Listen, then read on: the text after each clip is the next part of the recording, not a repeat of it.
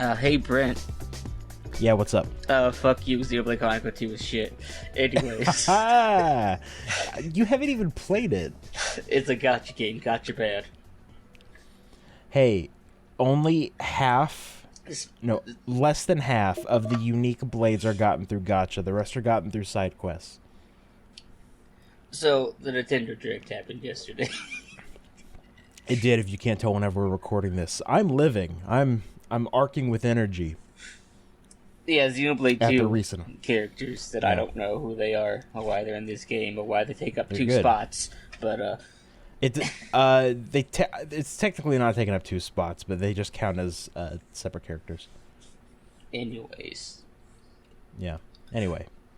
I think the best way to capture that was the screenshot I put out, where I put the entire chat row and Brent, fuck yeah. Yep. Because that's this exactly is how it went. Uh-huh, pretty much. All on a big call. It was, like 10 of us. I was the only one that was very excited. And that is true. Glad the best Xenoblade game is getting some proper representation in Smash. Xenoblade X isn't in there. It should be. Like, that's... Nintendo's just kind of forgot about X. It's because we don't talk about X. It's really nothing to do with Xenoblade. Yeah, there's some stuff, but that's big spoilers for... I don't want to get into it. Anyways. We've wasted the first, minute of this recording. We have, and who cares? That's true. So, welcome to, Midnight Misconduct. It's been the average 2 month between episode recordings. Hey, we were doing about an episode a month. Yeah. No, I looked at it. Our schedule's on every 2 months. Yeah, we kind of, towards the end of last year, it got kind of weird. Yeah. Because, I'm looking at our Twitter right now. We had the Halloween episode, and then about 2 months later, we had the Miles Morales spoiler cast.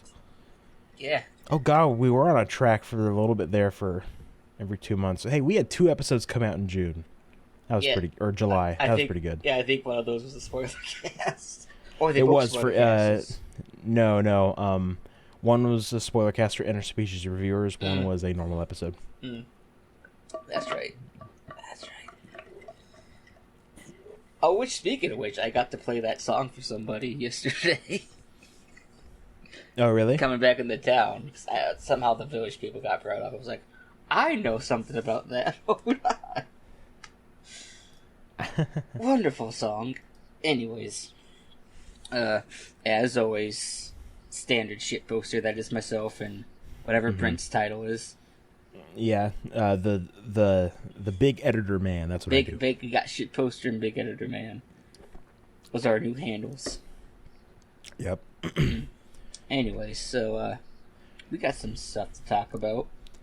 We do, yeah. I guess. I mean, I got a few things. Brent. Yeah, man. Behind the scenes, Brent said he wasn't going to talk about everything, which is probably nice. 'Cause it's probably a lot of reading for his visual novels. Well, I mean, it's because our last normal episode was back in October. Yeah, the cursed episode. Yeah, I'll highlight some of the stuff I played. What was that? Yeah, there are a few visual novels, huh? Imagine that. Yeah. Huh. Okay. Anyway. So, want to talk about those?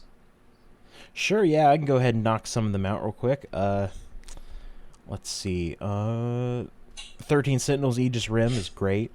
I got that game. Hey, nice. I'm excited to... I just own it.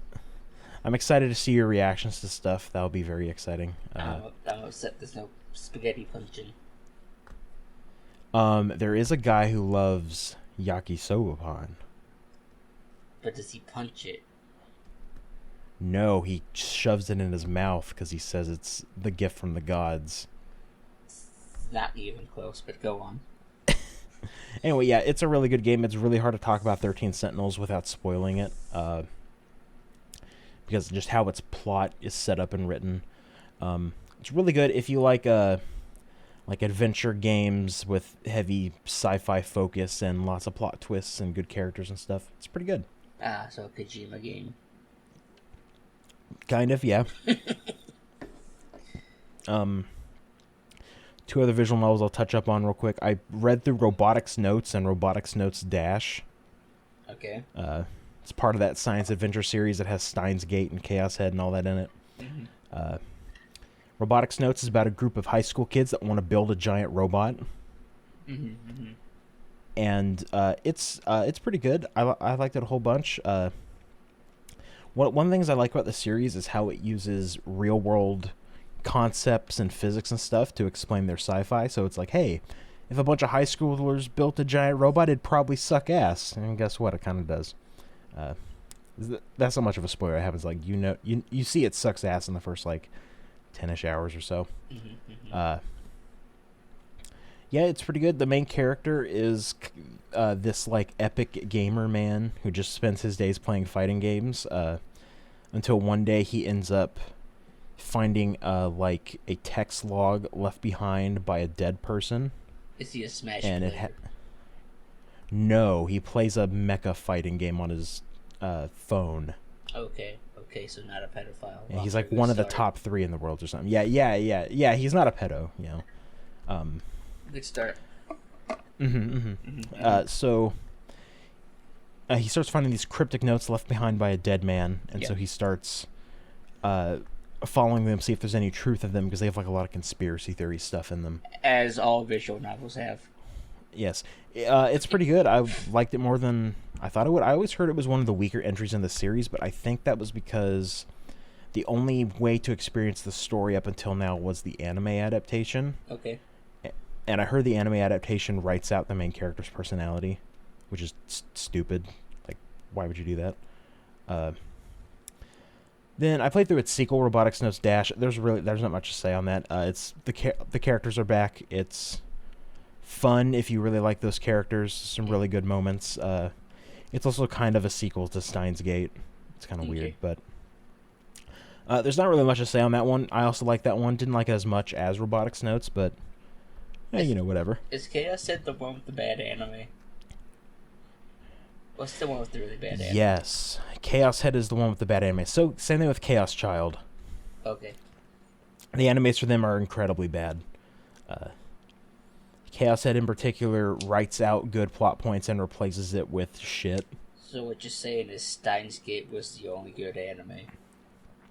Yes, actually. Steins Gate and Steins Gate Zero are the only good anime adaptations in the series. So what you're saying is Hayao Miyazaki made Boku no Pico?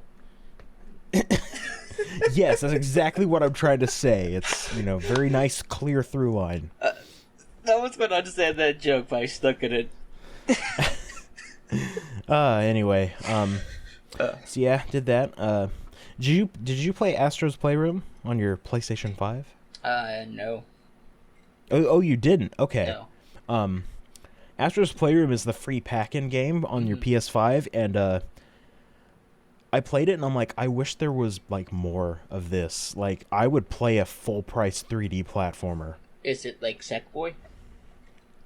It's not like Sackboy. It's you mean Sackboy's Big Adventure? Yeah. Or I whatever. haven't played that yet. Or whatever those games are called on the PS3. Oh well, Little Big Planet. Yeah. Was the side scroller where you make your own thing. Sackboy's Big Adventure is a 3D platformer made by Sumo Digital. Look, all I know is PS5 go fast. It is, yeah. Quick. Astro's Playroom is incredibly fun. It's an incredibly solid 3D platformer. It pays a lot of homage to various PlayStation properties. Like, I didn't realize like how much I liked the PlayStation brand and like the games associated with it until I played this, and it's like, oh, I just picked up a PSP Go that's lovingly rendered in incredible detail in game. Tech and like got you. Yeah, it's a tech demo, but it's really cool. It's like, I want this team to make a full 3D platformer that isn't a VR game. Okay. Yeah. Let's see. I'll save those two for the last. I played Helltaker. Did you play that last year? The fuck is Helltaker? Oh, it's that dating sim in Hell, right? No, it's a puzzle game in Hell with demon girls. Yeah. I that's keep free. seeing the porn up on Twitter, and Satan's like a goat.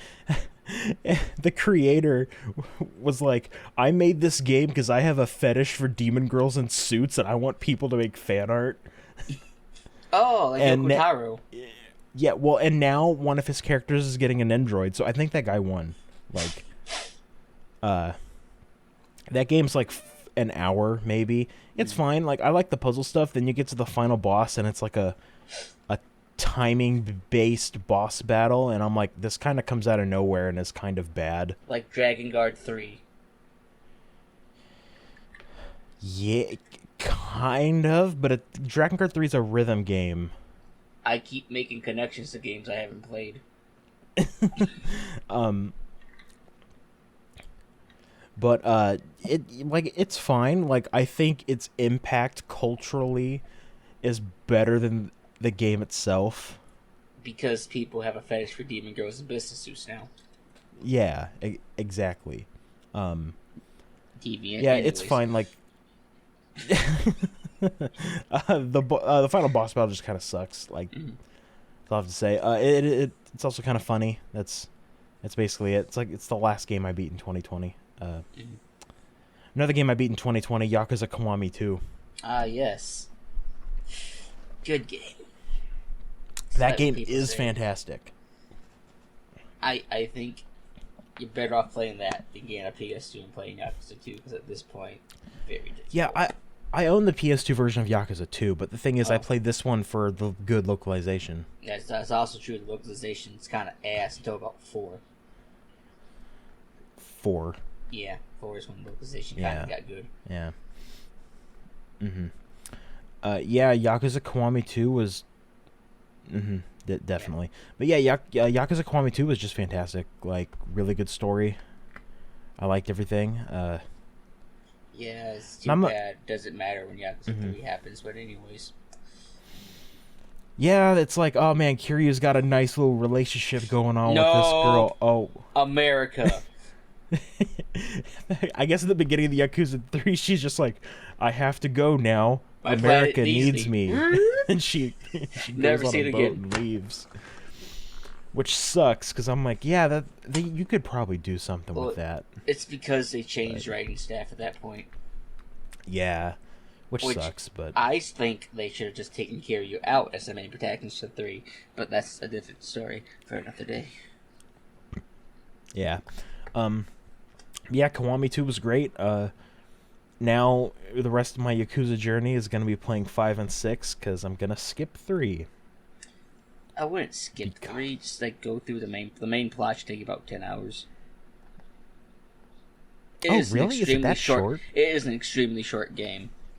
Oh, I might just do that, yeah. Because I don't know how it would be to, like, go from Kiwami 2, the second to last beat 'em up they made in the Dragon Engine, to their first PS3 game. Well, just get the HD blah on Steam and Steam. I mean, I have it on PS4 as well. Oh, well, yeah, I forgot that came out. I bought that. I almost bought that twice. Yeah. Look, I have to support. Right? Me too. Yeah, it's a team. I have to support them as well. But yeah, I'll probably just turn it to easy and just blitz through that game if it's that short then. Like, it's like the story's like not that long. Like, it's probably like 10 to 12 hours, I think. I would have to like find my PS3 and like check like the runtime on there. Yeah, okay. You already played 4 with the yes, second best twist in that franchise. That twist is fucking incredible. I don't trust people that say it's bad. Look, just wait till you get the 6. Oh man, I'm excited. The twist is 6 comes out of fucking nowhere. It is amazing. But yeah, I would say just play through the main plot of 3. It shouldn't be that long. Okay, gotcha. I'll probably do that then. So the last things I beat in 2020, which I won't spend too much time on because I know you don't care. It's because it's reading, and I don't read. No, Final Fantasy XIV Stormblood, that expansion. Oh yeah, that thing. Yeah, that. I talked a bit about it during the Halloween episode because I was like halfway through the expansion or whatever. Stormblood is fine. Like, I don't think it's as bad as people make it out to be. It's not as good as Heaven's Sword, but I don't think it has to be. Mm-hmm. It has some incredible music, some pretty good characters. One of the things I liked about it, it feels like a journey across the world. Like, you go and see so many different cultures. You go see not Japan and not China and not Mongolia. See, I think I would probably enjoy it if my internet wasn't ass.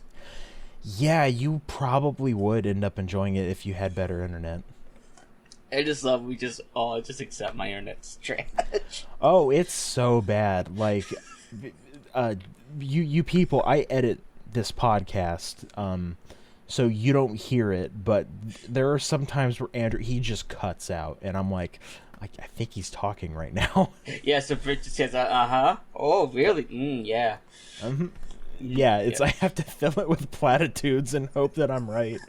We joked about, want to say the one thing that's wrong the one time, just be like, yep, totally agree. Yeah, but Stormblood, it's pretty good. The raid series attached to it, the Omega raids, are great. That's where you fight the Ghost Train from Final Fantasy VI. Can you suplex it? You don't suplex it, unfortunately. I don't care. You also fight Kefka, who, like, his AoE markers sometimes just lie, which is funny. Can you suplex Kefla? No. Yeah.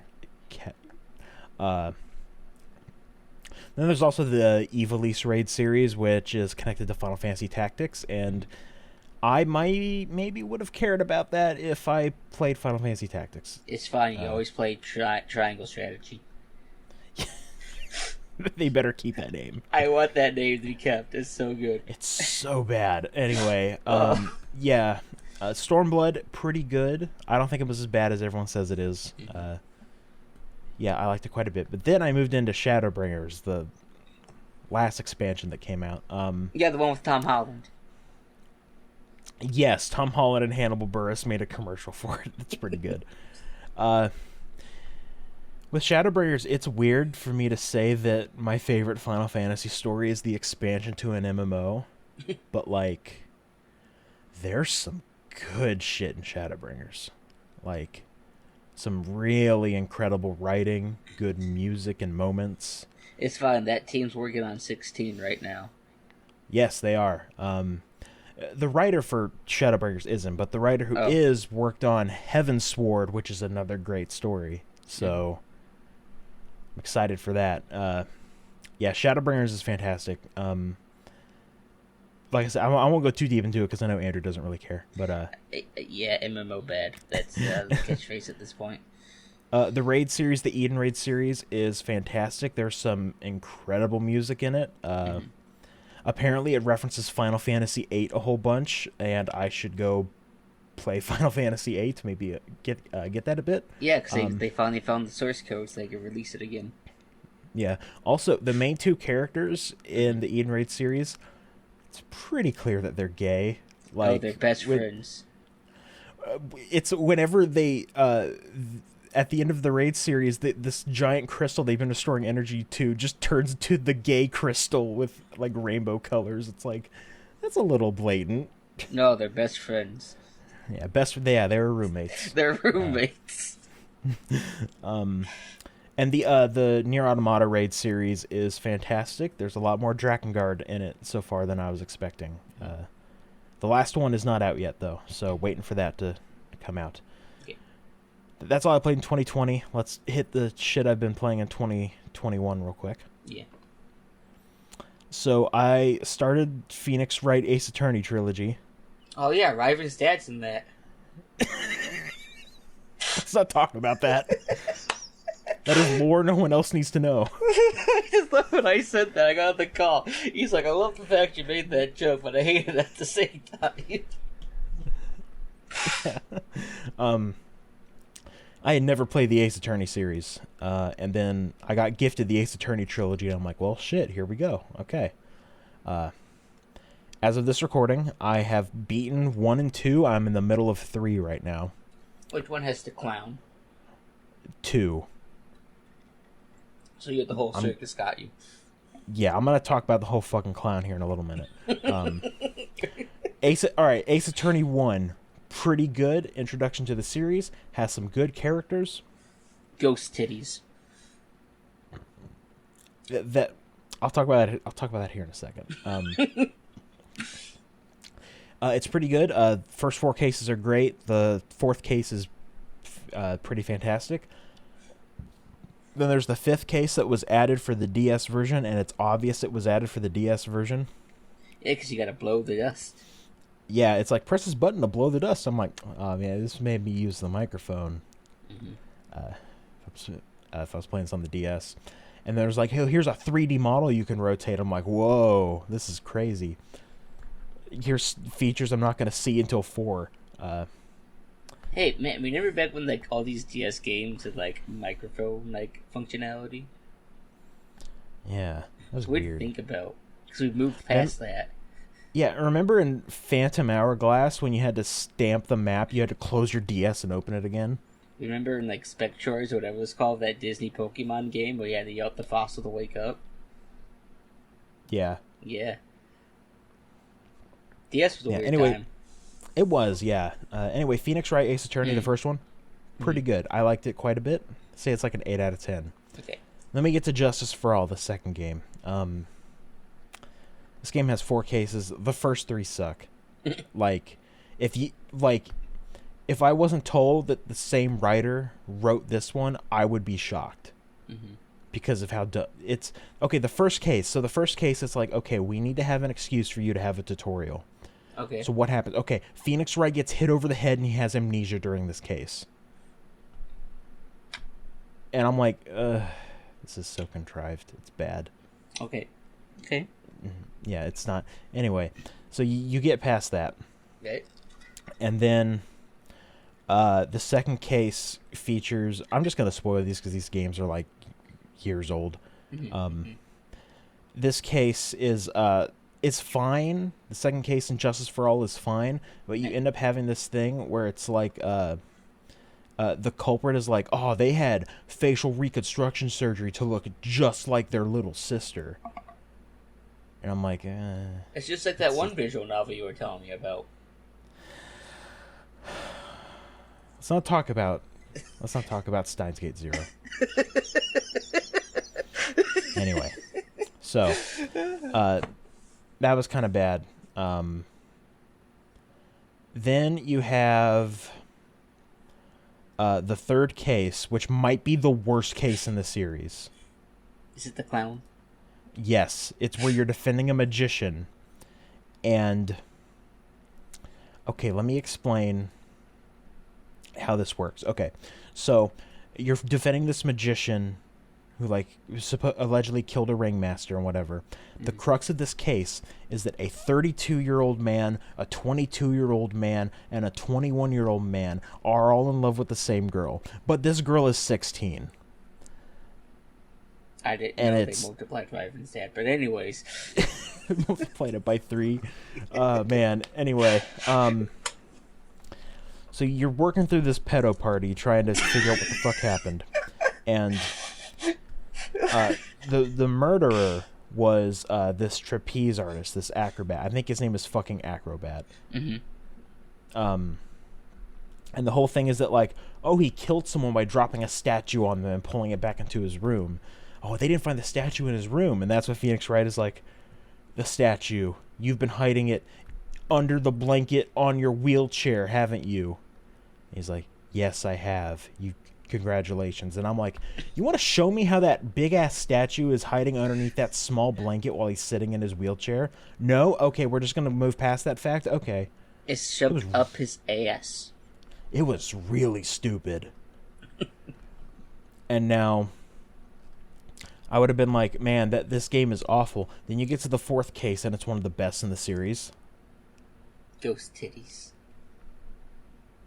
Yes. Okay, let me talk about ghost titties real quick. So something I thought was a fun joke was Maya, your assistant, channels her dead sister, and whenever she does that, she takes on the physique of her older sister, and one of the things that her older sister had was large boobs. Big booba. Yeah, big booba. And so and like she gets like a mole or whatever, and I'm like, okay, this is kind of goofy, whatever, this is a fun joke. Then they keep using it Yeah. for like plot points, and then in Justice for All you get introduced to Maya's cousin who's like 8 years old. Yeah, and the when she absorbs Mia's spirit, she grows taller and gets the big boobs too, and I'm like, this is really stupid. A lot of pedophilia going on in this episode. A little bit, yeah. Don't worry, I have something too that would involve pedophilia. Aw, here we go. Hell yeah. We got a theme going. Anyway. Yeah, the last case in Justice for All is one of the best in the series. It is fantastic. Yep.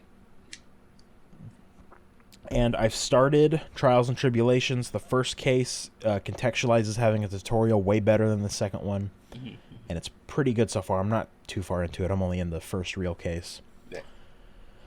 And then I beat Shin Megami Tensei 4 Apocalypse. It took a few years. Yeah. Have you beaten this game? How far did I get? Fuck. I think I beat up Big Snake. Oh, yeah, that's where I left. That's where I left off like 3 or 4 years ago. Yeah. So, I spent the last 3 to 4 years hearing people say that game sucks. Mm-hmm. But I beat it, and I'm like, I was playing it, and I'm like, all right, I'm just gonna, I'm gonna sit here, I'm gonna play it, and just waiting for it to get bad. And it didn't. Mm-hmm. Like, the game is really good. Like, I think it improves on a lot of aspects of the first one a whole bunch. Yeah, Squidward's not there anymore. Yeah, it's like the demon designs are better. One of my favorite things is it takes Navarre, a character from the first game who was awful. He was there for like 2 hours. Yeah, and he turns into a side character that's really good. He just had to die. Yeah. The way how he died is so funny. Like, he was talking about how it's like he was spying on someone in the bath and his pants were around his ankles and he tripped and fell and split his head on a rock. I'm like, that's really funny. That's great. He was jacking off. Yeah, he was jacking off and he died. It's just really funny. Like Elvis. And then like the other side characters, they're really great too. It's like they decided from Shin Megami Tensei 4, they're like, what if we wrote like actual characters instead of writing the embodiment of their ideology, where like Walter was Chaos Boy, Jonathan was Lawman, and Isabeau was a centrist cuck. What if we had characters that didn't cast Agi a Minotaur? Yeah, and that's another thing I like. You can choose who your support character is. So it's like you can have Navarre, who just casts buffs on you. What if it was a program that you would get Walter every time you fought Minotaur? Oh my god. I think that would be great. Man. Anyway, yeah, it's like, hey, what if we give these characters like actual character? And what if we like wrote a pretty good story too? Like, the story's really good in it, and I'm like, I saw some people go like, man, I can't believe they personified Shin Megami Tensei, it's gonna ruin the main line. And I'm playing this and I'm like, besides the fact that you have like a group of friends, this is definitely still a Shin Megami Tensei game. But see, it's because you have a group of friends. Your friends are supposed to be dead. You played Nocturne. I've played Nocturne. I have, yeah, but like, I also don't mind it. Like, I'm like, cool, yeah, give me some characters that are really interesting. And I liked all of them. I'm like, oh. I see some people that we know be like, man, Asahi fucking sucks. Like this one character, Asahi in SMT4 Apocalypse. And I'm playing it and I'm like, she's literally inoffensive. Like, what did she do to you? Like, she exists. She's just kind of there. Yeah, she doesn't like do anything bad. She dies. Anyway.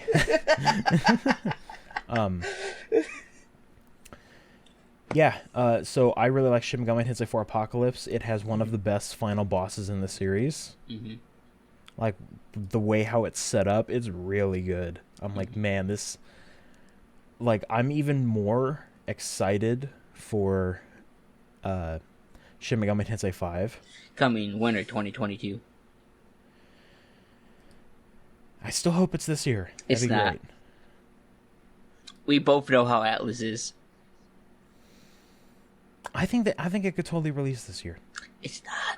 We both know. I think they got this. Look, last time Atlas tried this, coming winter 2014. I mean, yeah, but... It's almost like Atlas announces things too early. A little bit, yeah. And then they just try to ride the hype train. And they somehow succeed every time. They do, yeah. Fix your system, Atlas. But anyway. Yeah, that was good. Last game is I finished The Legend of Heroes Trails from Zero. Mm-hmm. So Trails from Zero was fantastic. It was it's easily one of my favorites in the series. It's part of Falcom's Trail series. This is the technical fourth one. Mm-hmm. And I will say I think this brings a new standard to fan translations. Okay. Because it feels like an actual like localization. Is kind of the amazing thing with it. Okay. It's just really well translated. The basic setup is that this one takes place in a small city-state wedged between two countries, and the main character is a detective, and he joins up with the police force, and the police is like, hey man, there's this Bracer Guild. With the Bracer Guild is basically like a mercenary guild that helps out the town and stuff, and they're like, hey, the Bracer Guild kind of, steals our thunder. So what we're going to have you guys do is we're going to have you guys become this new section of the police that's basically a PR stunt that does stuff the Bracer Guild does to try and get our reputation up. Mm-hmm. And they decide, okay, yeah, let's go ahead and roll with it. Like, let's go ahead and try and do some good. And it's a really good cast of characters. The main character's name is Lloyd Bannings. He's very earnest, and he's pretty good. He's got his another guy. His name is Randy Orlando, who's kind of like a ladies' man. Okay. And then you have a girl named Ellie, who she's totally not the mayor's daughter. She totally ignore the fact she has the same last name. Just ignore that. Okay. Totally not her. Anyway. Not her. And you have Tio, who's she's like a young girl who's like really good with like magic and stuff, and it's a really fun story. Like, yeah, it's really good, and I would say I got about like 70% of the way through the game thinking, okay, you could probably play this without playing Trails in the Sky. You probably could. But then you get to this part where it's like, oh, there's all of this emotional payoff if you played Trails in the Sky. So then I'm like, okay, you should probably start at the very beginning of the series if anyone ever starts it. Okay. Yeah. Overall, pretty good. I'm excited for the fan translation of that game's sequel. Then I can finally dive into Cold Steel, which will be fun. Okay. Yeah, and that's pretty much all I've been playing. I got a few games listed. Just briefly talk about a few things. Just gonna skim over before I get into like the real games I played. We played a game called 100% Orange Juice at one point. Oh, that game is fun. Yeah, I really enjoyed it. I really enjoyed the character that could only win by killing people, and I almost did it. But then I was sabotaged because they didn't want me to win. Yeah. Yeah, it's a bunch of bullshit.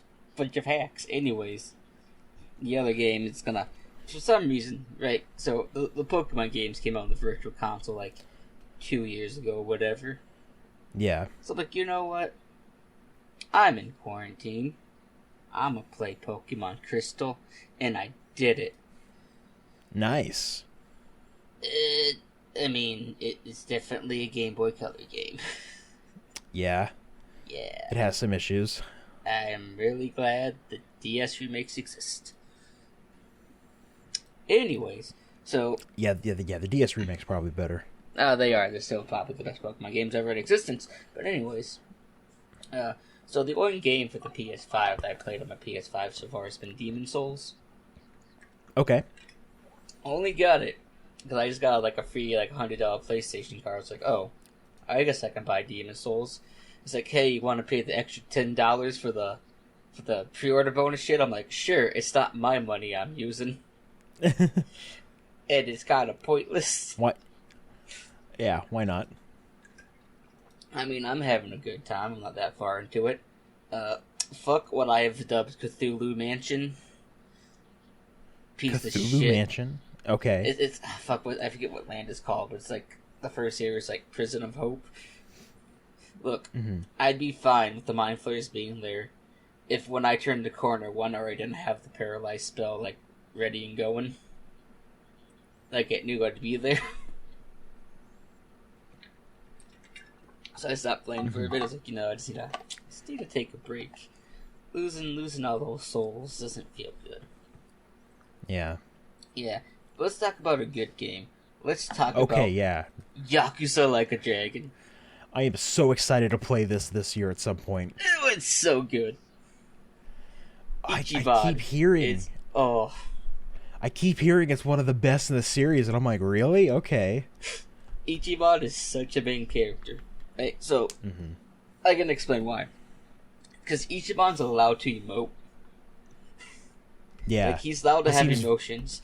Yeah, he seems very different from good old Kiryu came out, in the early 2000s, so he's that macho man tough guy who doesn't, show a lot of emotion. So he's standard, action hero man.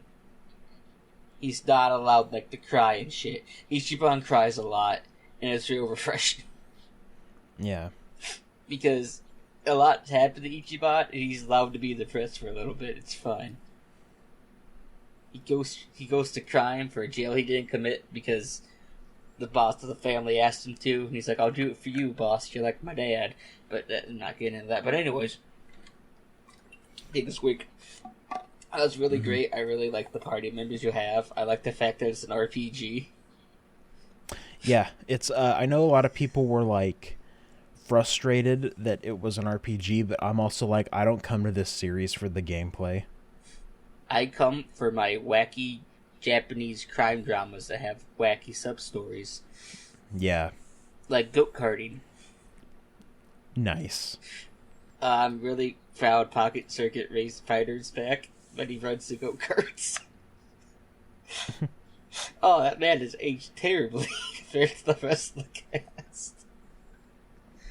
But anyways, I like how in the tutorial, the reapplies an RPG.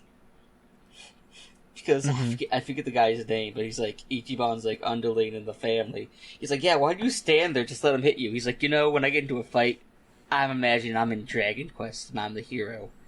And I'm letting them take their turn. God, that's great. The first 10 hours is all about Dragon Quest and just kind of drop it. Because they explain the job system, you're actually going to get different jobs you would in real life.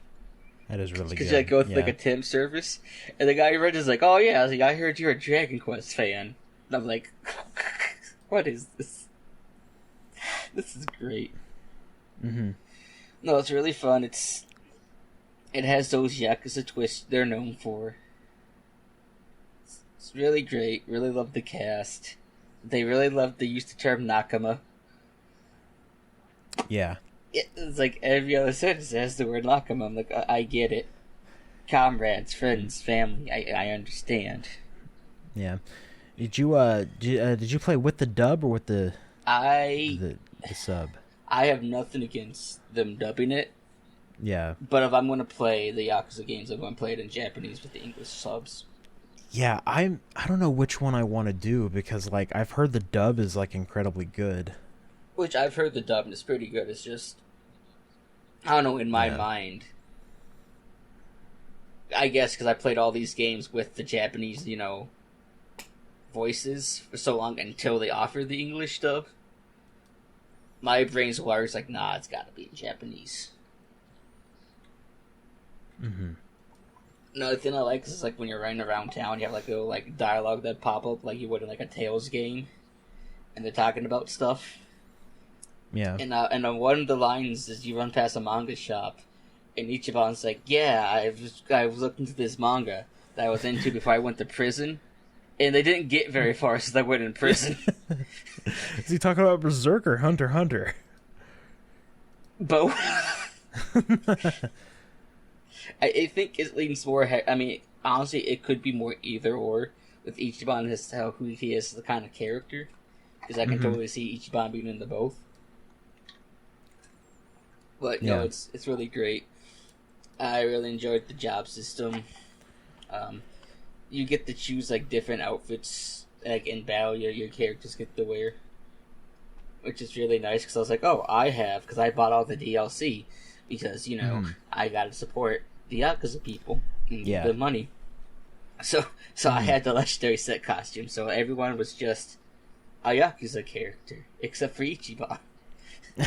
Because I don't like him in Kiryu's suit. So I just kept him in the hero outfit the whole time with just a set of plate mail. Oh, nice. One of the things I like that I've seen about the game is how people will have like swords and shields, but they're like trash can lids and stuff. Mm-hmm. Oh, that gets brought up too, because each one's like, "You guys see that?" They're like, "The fuck you talking about?" It's like they totally transformed. They're like, "No, they didn't." What? Are you on something? He's like, "Must just be my overactive imagination." And then no dialogue pops up that says, "Enemies from now on will transform based on how Ichiban sees them." Man, and what? There's like I also saw that that Professor Oak stand-in. Mm-hmm. He's talking about the Sujimon. The Sujimon, yeah, the Sujimon Professor. Oh man, you choose a starter. It's funny. Yeah, you get to choose which one you get to fight first, even though you get to fight all of them. Mm-hmm. Oh no, it's really fun. There's some past Yakuza characters that show back up. Yeah. And it's really great because Ichiban goes to prison January 1st. I think it's 2001? Yes, 01. Okay. Which is us so happens to be his birthday. Because that's why his name's Ichiban, because he was a locker baby. He was found... Oh, wait, hold on. Shit, that's a spoiler. He was found in a soap land. He's found in a soap land, okay. He was found in a soap land. Man, I was reading about what the hell a soap land is, and it's really fucking funny. Yeah, it's a brothel, but the sex is totally consensual. That's not what you're paying for. You're paying to get bathed. Yeah, you're paying to get bathed, and then you just so happen to meet someone in that room, and you guys fall in love in that instant. Brent, which what makes I'm it going to tell you, the plot consensual. of this game is a group in Japan trying to stop those kind of things that they call the gray areas. Yeah, called like Bleach Japan, I think is Bleach what they're Japan. called. Yeah. Because they're going to bleach it white. Yeah, God. Okay. Yeah, No, I'm super really excited great. to get to it. It is a really fun time. I do love how you can tell who the Koreans are in the game. Because they have anime hair.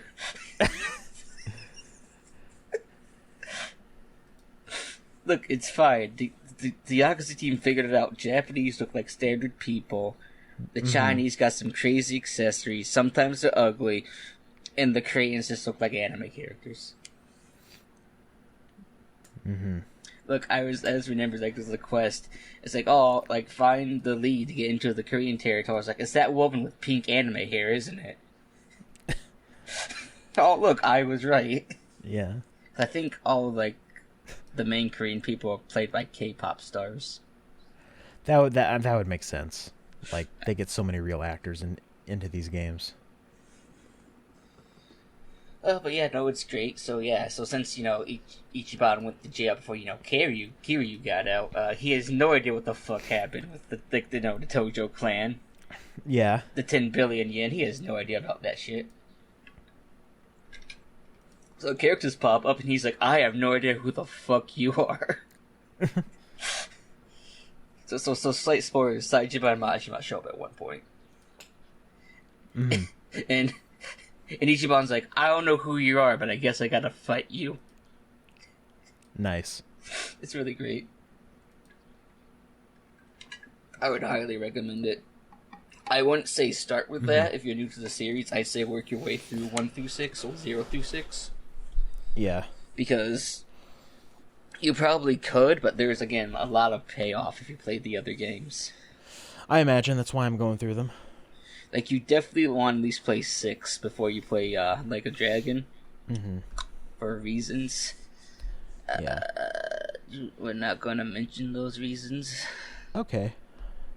Fucking Haruka. But anyways, yeah. You're not going to understand the disappointment that Haruka is until you've played 6. Okay. But just know she's a fucking disappointment. Damn. I like her. Oh, everything in 6 happens because she's a fucking idiot. Damn. Anyways, moving on. Highly recommend Like a Dragon. I would say definitely play it. It is a wonderful time.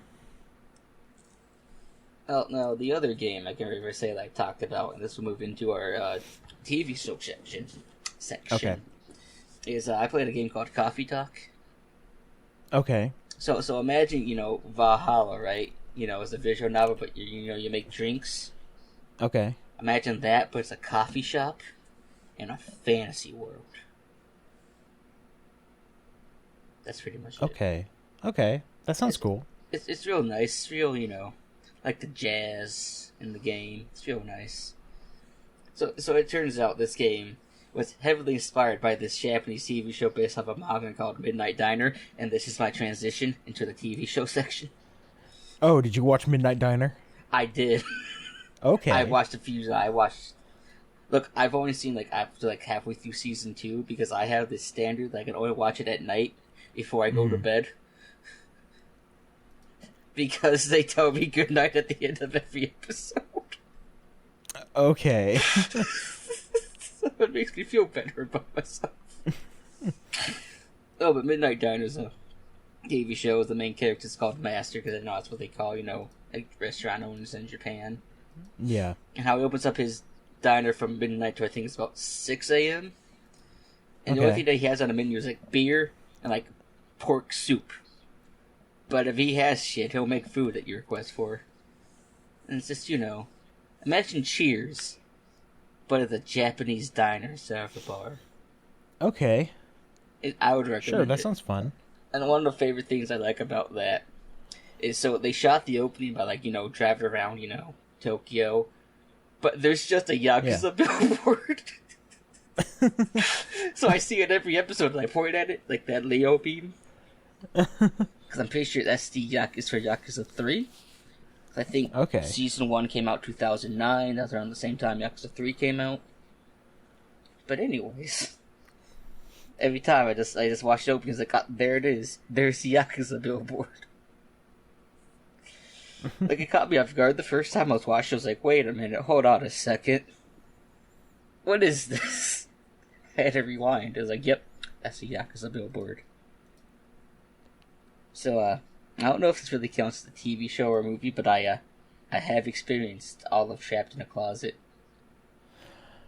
That's a fun adventure. Look, I don't even know why I sat down and I watched all of it. I can't remember the reason why. I just did. But it sure is an experience. It is, yeah.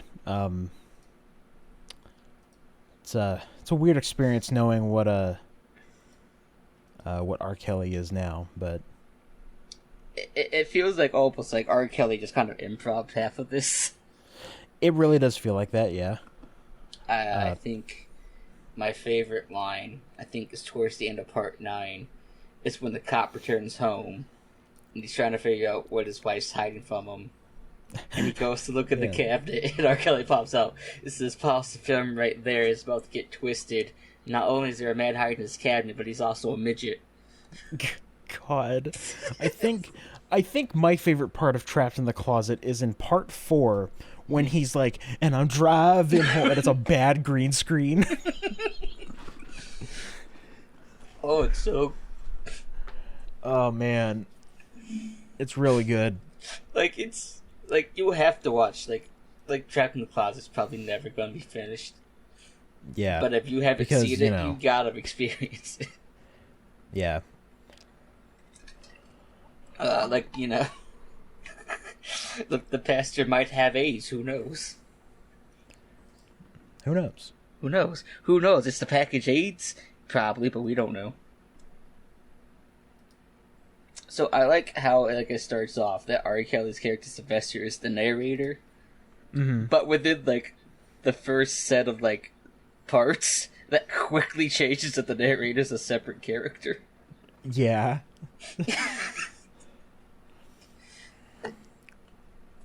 Watch Trapped in the Closet. That's all I can say. Mm-hmm. It's a very wonderful time. Yeah, it's a fun experience. You know what else is the time that might not really be fun? What? Money Plane. Oh, don't talk about Money Plane. It is on the list. We have to talk about Money Plane. Alright, talk about Money Plane. We're going to talk about Money Plane. Kelsey Grammer, why? I'm Oscar Grouch the Third. The baddest motherfucker. So, I don't even know why we watched Money Plane. I just remember being in a Discord call with Brent and Ryvan. And Ryvan was like, we should show Andrew Money Plane. And it's like, yeah, that sounds like a great idea. I'm like, well, what the fuck's Money Plane? And all I got back was, Money Plane. Yeah, it's a bad movie. It's a bad movie. So there's this group of criminals, right? Mm. Imagine Mission Impossible, which is 11 criminals, right? But it's really bad done with WWE wrestlers. Yeah. So Kelsey Grammer is hired them to steal this painting that he already owns, but it's not there. So he's like, oh, to clear your debt, you gotta go rob the Money Plane.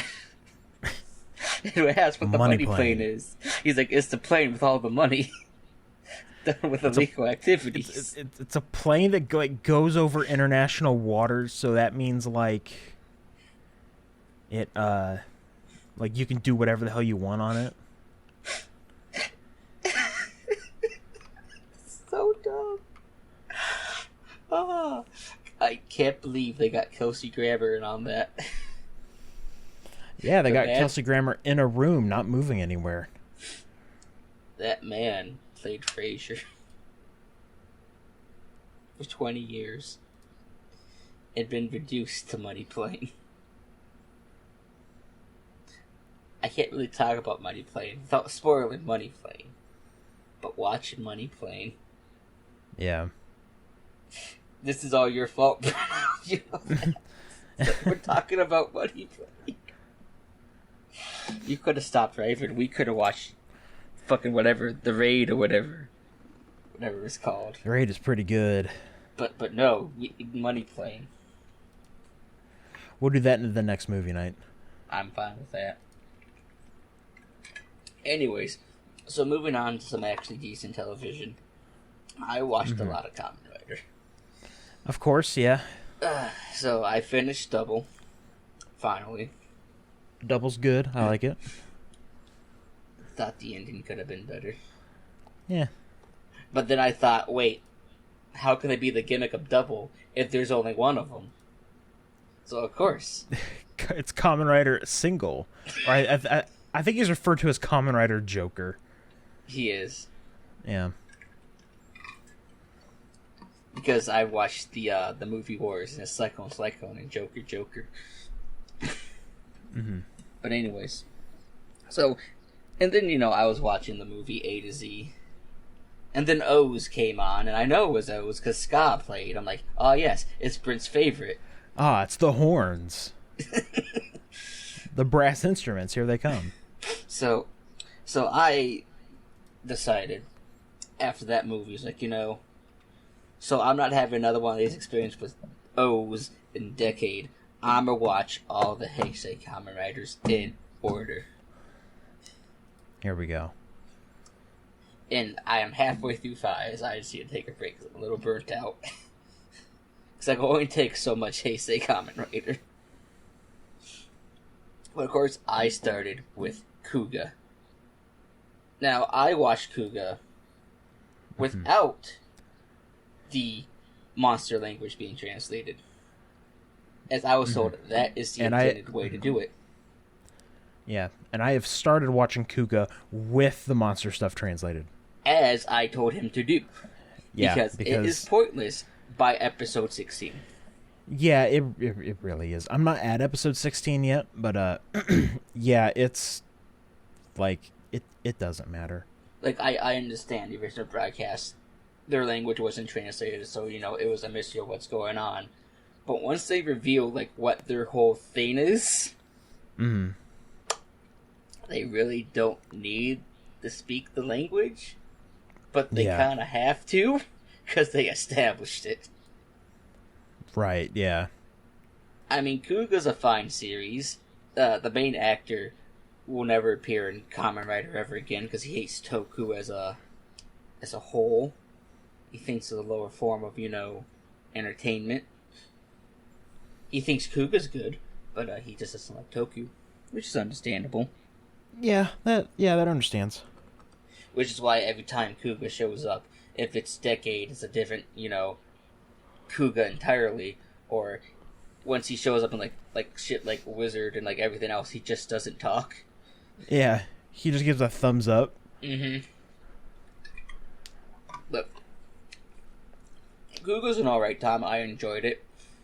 People talk about how the ending's super raw and good. I'm like, this ending could have been paced better.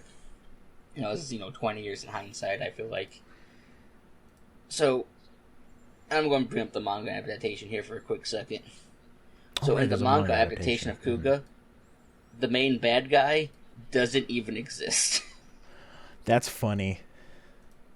Who is the main bad guy is who we assume the main bad guy is, but she's just the lieutenant the entire time. Okay.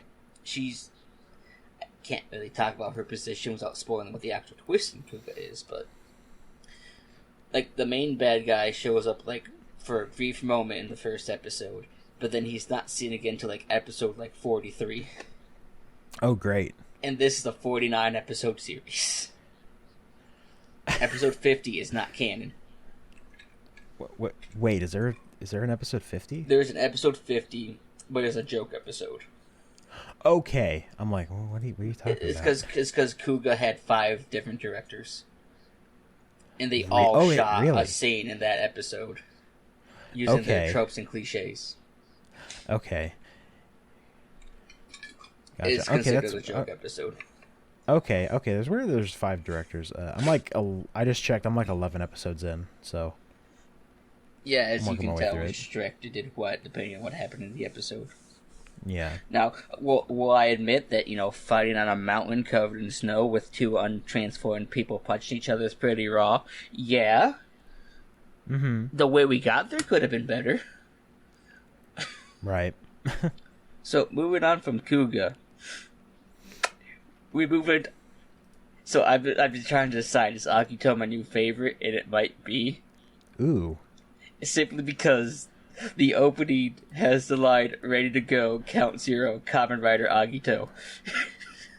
Just the way they rhymed it. So Agito is technically a sequel, but it's not technically a sequel.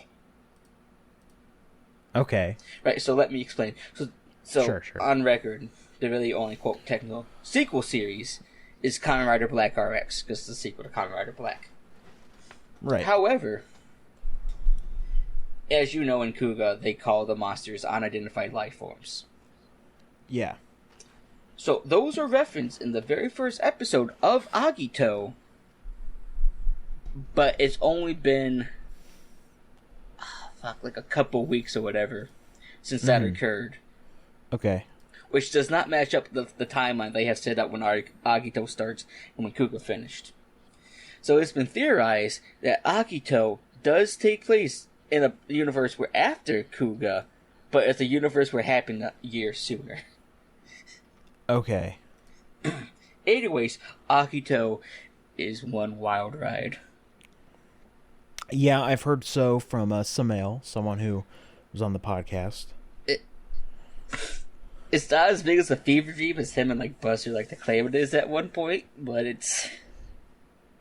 I like the fact that there's 3 riders. Okay, cool. You have Agito. Mm-hmm. You have G3, who I really love his suit design because it's that robotic military suit design, and then you have Gills. Okay. Oh, which they had to tone down Gills because he scared children. So, all 3 riders use all 3 transformation techniques. I think this is the only time it's ever happened. You had one who uses an agent, artifact transformation. Mm-hmm. One that is more machine-based, and one that's a natural, like, monster transformation, like Shin. So that's Gills. So every time, like, Gills transformed, like, he would, like, yell and, like, zoom up on his face, like, his mouthpiece would open. And there'd be, like, fangs and shit. It's really fucking great. Really love Gills. Real shame that they had to, turn him down a bit.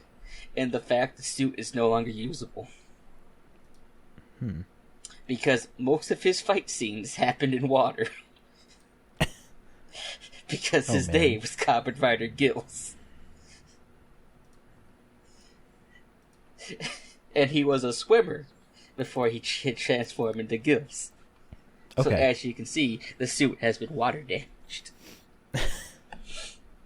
Incredible. Great. But like with Kuga, I can't really talk about much about Agito without, spoiling shit. Mm-hmm. But main character has amnesia, as you do. And this is all kind of connected to one thing. So, the villain group has a name, but it's never said in the show. Okay.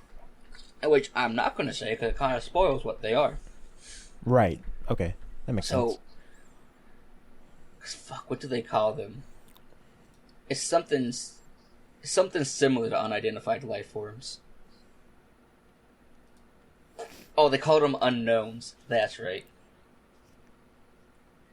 Because it got brought up, because in the first episode they created the G3 unit in case, unidentified life forms came back. Mm-hmm. But he gets his ass kicked by the unknowns. Like, well, how is that possible? He's like, well, what if they're stronger than the unidentified life forms? So the police department's like, then we'll call them unknowns because we don't know what the fuck they are. Standard Heisei writing. I love it. Yeah. But no, Agito is a fucking ride. Sounds like it. So I love how, like, part of the things that, was an inspiration for his designs is European dragons. Mm-hmm. I don't know where that comes from, but okay. I really like his transformations. They're pretty cool. I enjoyed them. I enjoyed G3X, which is the upgrade to G3, because again, it's that more Metal Series shit. Gills' transformation looks kind of dope. That's just my opinion. Yeah. But anyways, I would highly recommend Agito, but watch, Kuga first. Yeah, that's my plan. Probably go from Kuga to Agito. It's also because because Kuga never got a movie, but Agito did. Oh, okay. In the movies, the movie's okay. You don't have to watch it, but it's pretty fun. I enjoyed Agito, but now let's get into Ryuki. And I don't really understand the hype behind Ryuki. Oh, really? Like, it's good, but it's like... I'd give it, like, a 75% to, like, 80%. Mm-hmm. Like, people keep talking about how it's revolutionary. It was like, it's okay. Like, I enjoyed it. But it's, like... overhyped, I guess? Again, I won't really talk about much about the plot, except for the fact that there's 2 different endings, and they're both canon.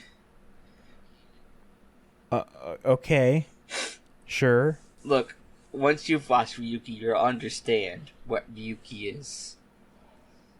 Okay. But Ryuki has many endings. All endings are canon. Sure, why not? Yeah, it's just like... zero escape.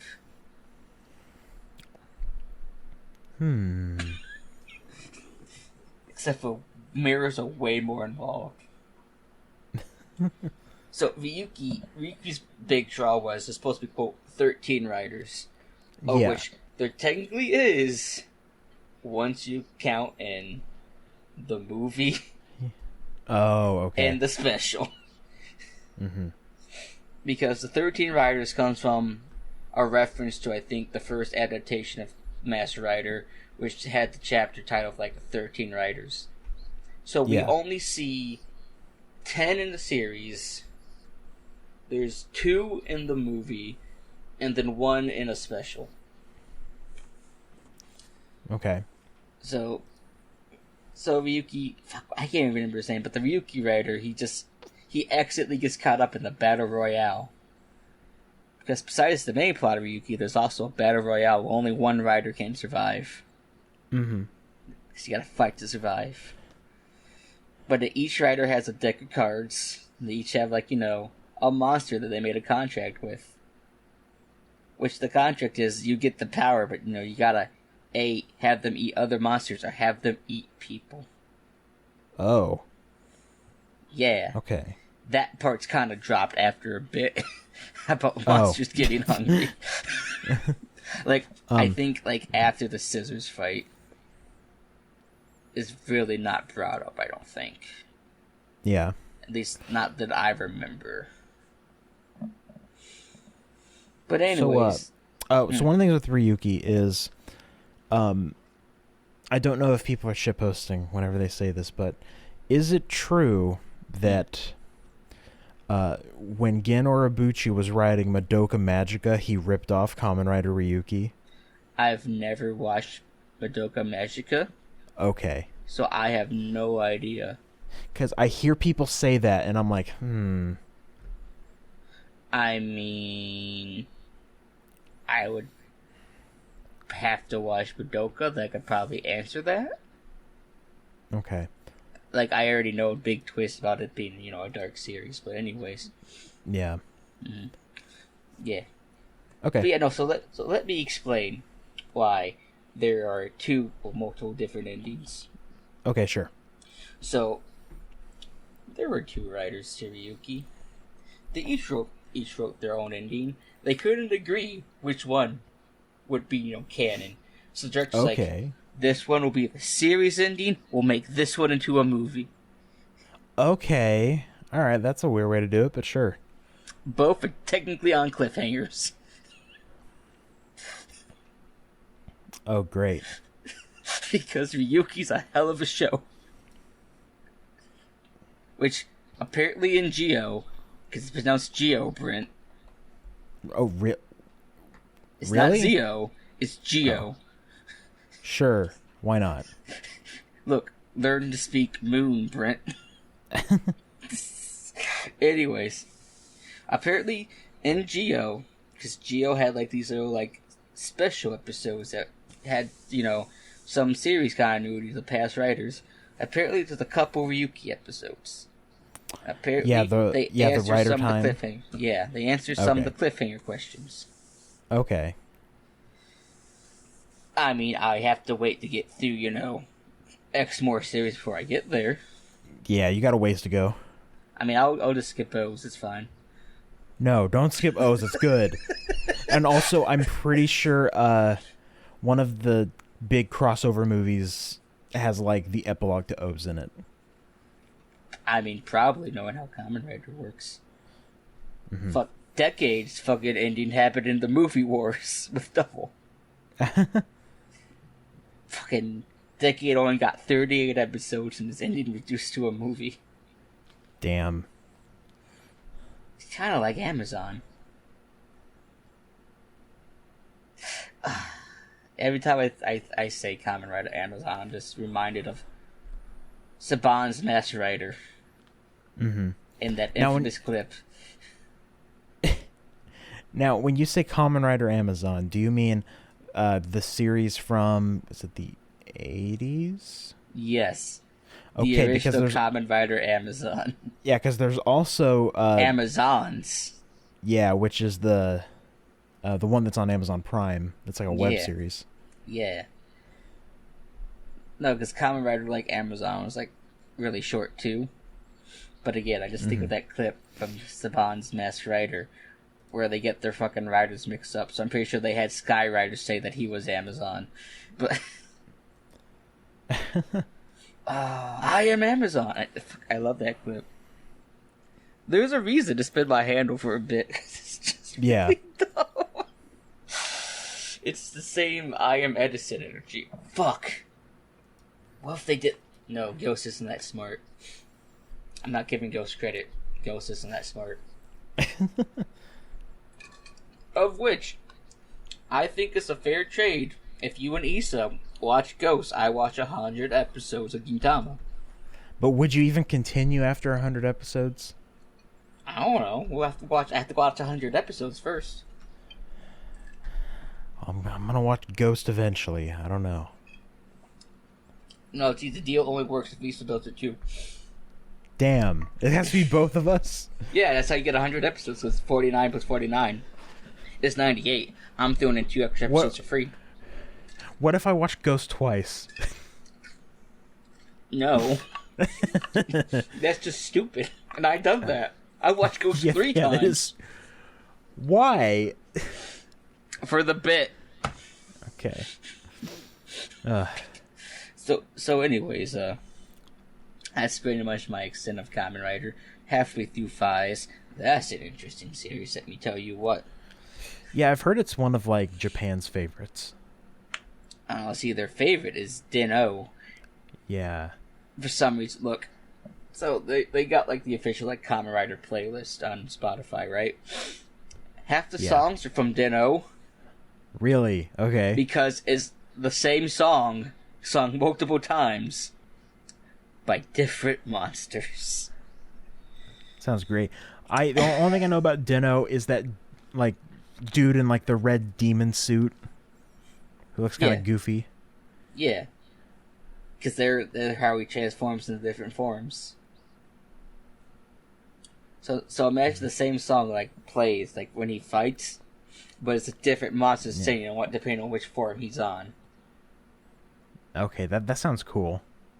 Yeah, but when it's on Spotify, and you listen to it in order, and it's the same song, like, 10 times in a row.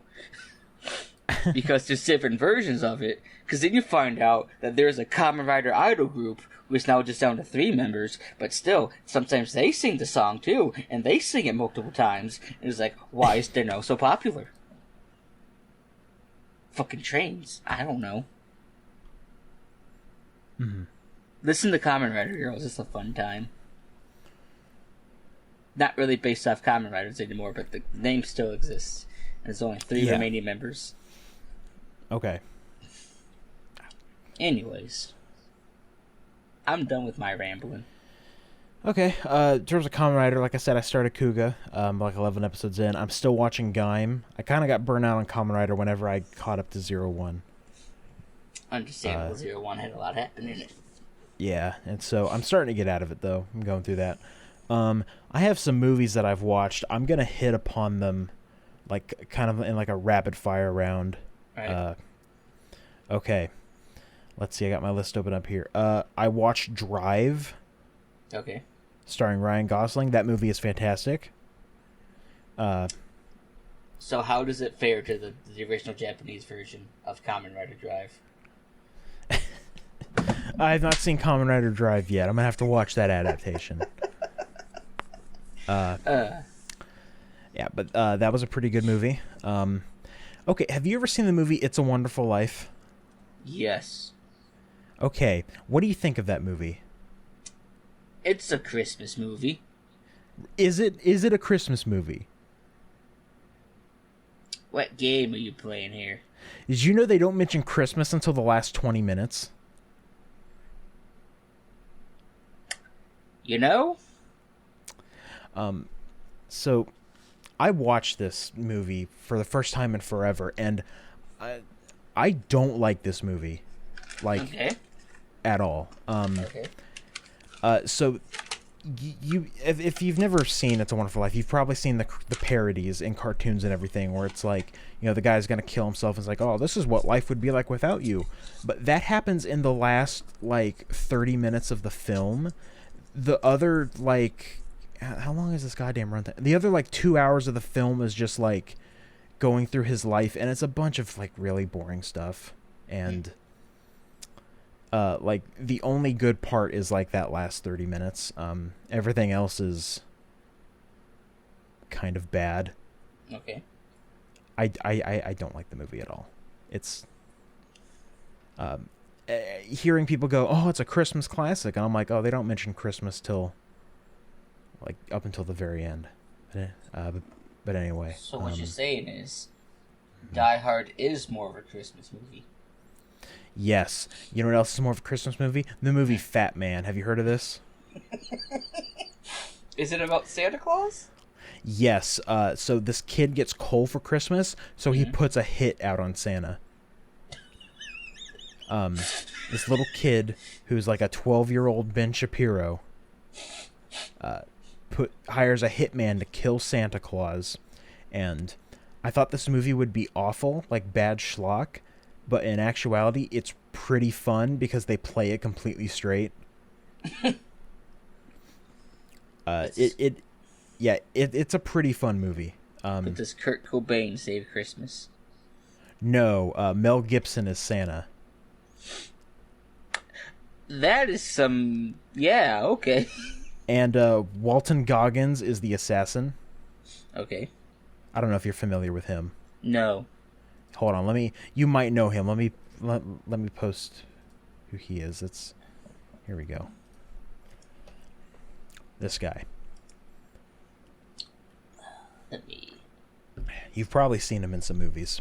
Oh yeah, that dude. Yeah. He plays the assassin. It's a really fun movie. I was surprised at how much I was having fun with it. Yeah, it's great because they play it completely straight. The other Christmas movie I watched is, haven't seen it in forever. I watched Jingle All the Way. Dude, this movie's funnier than I remember. I love that movie. It is pretty good. The part where the mailman is like, I got a bomb, and then it's like, no, he doesn't, and then it blows up. I'm like, okay. Good old Sinbad. Yeah, Sinbad. Yeah, that movie was a lot better than I remember it being. Or no, it was still... Let me rephrase it. It was still as good as it was whenever I watched it as a kid. So what you're saying is, we need to remove It's a Wonderful Life from the Christmas classic list and submit in Jingle All the Way. Yeah, Jingle All the Way is incredibly goofy and fun, and it's a kind of movie that wouldn't get made today. This is true. They probably won it. Yeah. I rewatched the Mighty Morphin Power Rangers movie. Which one? That movie's okay until you... But which Power Rangers movie? The Mighty Morphin Power Rangers, the movie. So the first one? Yeah, the one from 95. So Ivan Ooze. Yes, with Ivan Ooze. Okay. That movie's okay, then you get to the end and it's some of the worst CG that I've ever seen. Oh, when he gets kicked in the balls? No, whenever they get their new Zords and they're shiny, And then they kick Ivan Ooze in the balls. Yes. Yes, they kick Ivan Ooze in the balls. That movie's kind of fun. It's funny seeing Johnny Bosch there. He is there, yes. It's like, man, I'm used to hearing you from JRPGs in the mid-aughts. Also, he's in a band that I don't know if makes music anymore. I'm pretty sure they do. I never listened to it. I just know random trivia. Let's see.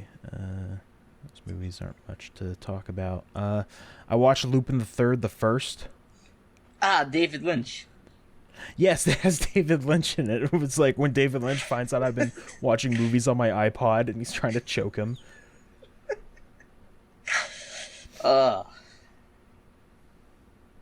Man, yeah, that movie's really good. I haven't seen anything Lupin the Third related, but it makes me want to watch it. Also, some fantastic CG animation. Overall, it's fun. It's funny. It feels like an Indiana Jones movie. You know who made a Lupin the Third movie?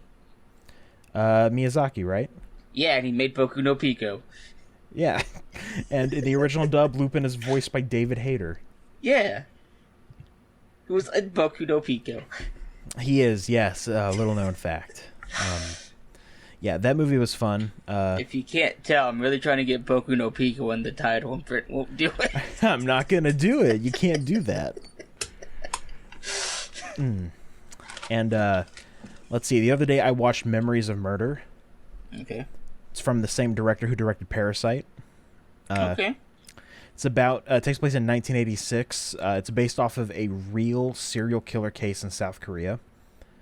Okay. And it's really good. Really good cinematography, great acting. A really good ending. The ending, it makes a lot more because this movie came out in 2003. The ending makes a lot more sense if you know that original case had not been solved at that point. Okay. Because the case, I think, was solved in like 2017 or something like that. That movie was really good. Then I watched American Psycho because I had never seen that movie before, and all the memes are like, "You're the real American Psycho." Wait, Patrick, you're the American Psycho? He didn't say that. He totally said that. Yeah, and it's a really good movie. Like, I was surprised at how much I liked it. A lot of memorable moments, a pretty good ending. Great acting by Christian Bale. Yeah, just really good all around. Then I also watched From Dusk Till Dawn. Okay. Have you seen this movie? I know of it. Okay, it's written by Quentin Tarantino. Yes. It's not directed by him. It's directed by Robert Rodriguez, who did Spy Kids and stuff. Yes. Yes. You think God stays in heaven because he too is afraid of what he created? Okay. That is the second day in a row I got to quote that quote. Holy shit. Okay, do you care if I spoil this movie? Go for it. Okay, it feels like Quentin Tarantino's like, I got two scripts here. I have the beginning of one story and the end of one. I should just staple them together. So, it's about two brothers. One is George Clooney. One is Quentin Tarantino. Because he acts in the movie. They escape out of prison and they're trying to get to Mexico. Okay. So, the first half of the movie is like them trying to get to Mexico. They find a family who has like an RV and is like, all right, you're gonna take us to Mexico. When do the vampires come in? So that happens in the second half. I did not know about the vampires when I fucking watched this movie, and it comes out of nowhere. I'm pretty sure that's because the original TV series was about vampires. Oh, this was a TV series? I'm pretty sure at one point. Oh, I'm going to look this up. But you keep talking. Yeah, you look that up. Anyway, vampires show up at one point. Was not expecting a part where Quentin Tarantino's just full on sucking toes. Yep. Dusk Till Dawn is a 1996 American action horror film. No, that's not what I wanted. I wanted the TV series. I thought the TV series came out a little later, like in 2017 or something. Oh, 2014. Yeah. Maybe that's why I know it had vampires. Mm-hmm. Anyway, so this has vampires in it. You get to the second half, and all of a sudden it becomes a vampire movie, which is really weird. It was a fun time though. It's not like the best movie, but I had a lot of fun with it. Because Quentin Tarantino has a foot fetish. Yeah, and man, it's really obvious that it's like, no, I have to write this scene where I suck toes. It's important for the plot. Look, if this was a David Lynch film, I could believe it. But since it's not... Okay, next is I watched Nausicaa of the Valley of the Wind, a Hayao Miyazaki movie. From the director of Boku no Pico. Yes, from the director of Boku no Pico. I haven't seen a lot of Ghibli movies, so I'm trying to fix that. I bought some on Amazon. I have two others here I still need to watch, but I watched Nausicaa Valley of the Wind, and it was pretty good. Miyazaki's kind of an asshole, so it's whatever. Really? Have you not heard what he did to his son? Not.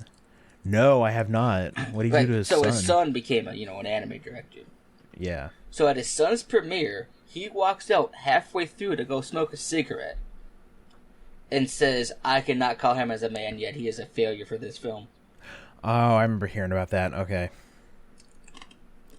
Like, I was like, oh, Miyazaki's this great visionary. No, he's an egotistical asshole. A Is little he bit, wrong? yeah. No. The anime industry's filled with otakus who don't understand human connections, so everything's just fan service and shit. But anyways, yeah. The movie's pretty good. Well, I wasn't feeling it at first, but I started to get accustomed to it. I ended up watching the dub, which was it was dubbed by Disney, so it has like a lot of famous actors in it, which was like Excuse weird. me? It was, yeah, it was. Well, let me see the cast. Hold on a minute. Will you show Zac me? Efron's just gonna show up. Shia LaBeouf is in it. Oh. Mark Hamill. Okay. Patrick Stewart, Uma Thurman. It's like weird. It's like it's the weird thing that they would do, that Disney would do when they dub these films, is like get famous Hollywood actors to voice the characters so they could like put it on the box.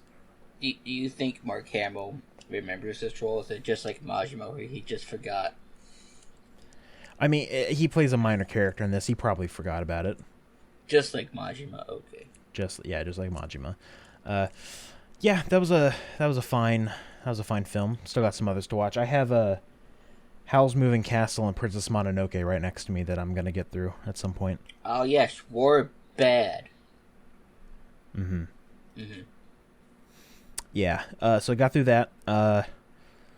Let's see. I've also been reading a bit of manga. I'm getting back into manga. Samesies. Yes, I want to read Ajin because that just ended and apparently is really good. So I started going through Chainsaw Man. I tried to read that. Now, don't tell anyone else I'm going through Chainsaw Man. I'm going to keep it a surprise until I beat it, or until I finish reading it. I'm like I got 30... bored. I'm 30 or so chapters in. I like the author's previous work, Fire Punch, a whole lot. So, see, I got to where they introduced power. They did that thing, and then I just kind of stopped because I got bored. I'm liking it so far. It's all right. Like, it has a really interesting setup and world and stuff. So we both know someone who really likes the character Makima. Chewy. Yeah, I wasn't gonna say names, but yeah, he really likes the character Makima. And we're going through this, and and I'm going through this, and Makima's like makes out with Denji and is like, "Hey, if you kill this demon, I'll do anything you want." Like, okay. Then you get to this later scene, and it's like, and Denji's like, "Yeah, I'm 16," and I'm like, "Oh, I didn't know she was a groomer." Oh no. Man, this is like reverse, like fucking Kingsman. Or wait, no, wait, hold on, was he? Or are they the same age? They were the same age in Kingsman. Never mind, but my plot, you know what I'm talking about. Yeah. And it's like, oh man, like fucking Makima going up to Denji being like, "Oh, you're so mature for your age." But anyway, yeah, it's pretty good so far. I'm like 30 chapters in. I got another 60 to go. So I think the reason I got bored with it is because I look at what I've read recently. It's like, oh, I've just been reading psychological horror shit. Okay. Like Chino Wadachi. I should really give an update on that. That is on my list to read. I'm gonna do that. Look, this isn't your regular gaslighting. This is advanced gaslighting. High-tech gaslighting. Look, I'm not sure who's gaslighted who at this point. I don't know if I've been gaslit, alright? Every time I read a chapter, I'm like, who's really gaslighting who here? Yeah. If I've been gaslit? I don't know. But yeah, I've been reading some Chainsaw Man. After that, I'll probably read Ajin and Chino Wadachi, probably. I also want to read through Trigun as well, because I'm like, yeah, Trigun Maximum is like a sequel to the original manga. I should probably go through that, because I like the original. Good old Vash Stampede got rid of an entire month. There's a joke there. Man. But yeah, good stuff all around. Haven't really been watching any other anime. I checked out the first episode of Akudama Drive, which is written by the writer of Danganronpa, and it's okay so far. How many times has the word Zetsubo been said? None so far. I don't believe that. I'm only an episode in, so who knows. Watched a bit more G Gundam. I'm still working my way through that. Favorite Gundam, it's so dumb. It's been pretty good so far. It's why you gotta watch the English dub. I am watching the English dub. It's because it's so dumb, it's so cheesy, it's just wonderful. Yeah, it's what I'm going through. But yeah, that's about all I've been going through in terms of anime and manga. Like, not too much. As I've stated, Chino Wadachi, which has been pretty... Who, boy? Mm-hmm. Look, the Raws come out, and I just look at the Raws and, like, if I knew what was going on, I still want to know what was going on. Yeah. Because I have no idea how close we're even at to this ending at this point. Mm. But we're getting there, I think. Maybe. But it's, because last time I talked about it, I think I was up to chapter 72, because that's the one that just came out, I think. Now I think we're close to chapter 1. Hold on, what chapter are we on? Hold on, look this up real quick. Because it's, like, bi-weekly. So I really can't remember what chapter we're even on at this point. Mm-hmm. Yeah, we're on chapter 91 was the one that came out recently. 92 probably just came out, but it probably hasn't been translated yet. Look at Manga Dex real quick. Nope, so far it's just 91. Okay, but 92 should be coming out soon. But anyways, yeah. Chino Wadachi is definitely a time, and people should definitely read it. I will read it, definitely, yeah. So, I've been reading his other work that he's publishing at the same time. Okay. Which is Welcome Back, Alice. I talked about that briefly, too. That's also going places. Okay. That I'm not going to talk about. However, something I will talk about, that now I can throw my head in the pedophile ring here that we've had this entire episode. Okay. It's only a joke, but it's still a pretty good joke. Have you heard of Michelle Muscles and Magic? Yes, I have. It is such a wonderful time. Mm-hmm. So, the only way, and this is how I've described it to people. So, imagine if Saitama existed in Harry Potter. That sounds fun. It sounds like it's making Harry Potter better. He's still the strongest character in the entire series. Yeah. So, the whole point that happens is that they live in this society where everyone can use magic, so they use magic for every mundane thing. Right. So if you're born without the ability to do magic, which is, identified by a mark on your face, you're euthanized. Oh. So they figured out MASH is one of those kids. But because, he doesn't use magic, his dad gave him a training regimen. Mm-hmm. So he's, super buff and, super quick. So they get caught by the magic FBI, and, they're going to kill him. And the guy's going to use, Dragon Slayer magic, so he shoots it, and MASH just kind of smacks it away. And then just starts dribbling it like a basketball and starts juking them.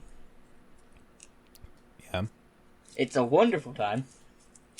So he's like, all right, I won't turn you in, but only if you go to this wizard school and you become the top student and get chosen for the yearly's God's chosen person. And Mash is like, okay, I'll do it. So, the first part of the series is Mash trying to figure out how to do magic things without using magic. Mm-hmm. Like, how does he fly on a broom? He jumps really high and he just keeps swinging his legs. That's pretty good. Or when he said fight, he's like, oh, I will use my muscle magic. Great. because all, each wizard has, a bloodline magic. Smash is like, oh yes, my muscle magic.